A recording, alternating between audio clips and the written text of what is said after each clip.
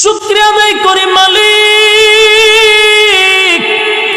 এমন বড় নিয়ামত তুমি আমারে দিছ।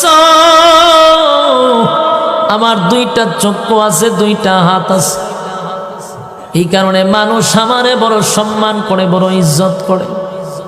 আমার হাত পা চক্ষু থাকার কারণে মানুষ আমার সঙ্গে বন্ধুত্ব করে। আমাকে নিয়ে মানুষ কফি খায়, আমার নিয়ে মানুষ সেলফি তোলে। কেন রে? আমার মধ্যে আল্লাহর নিয়ামত আছে, এই জন্য মানুষ আমার মহব্বত করে, ভালোবাসে। যার হাত নাই পা নাই, কোনো ভিক্ষুকরে নিয়ে মানুষ সেলফি তোলে না, কোনো ভিক্ষুকরে মানুষ কফি খাওয়ায় না, বন্ধুত্ব করে না। কোনো ভিক্ষুক ভালো বাড়িতে বিয়া শাদিও করতে পারে না, কারণ তার মধ্যে আল্লাহর সেই নিয়ামত নাই যেই নিয়ামত আমার মধ্যে আছে।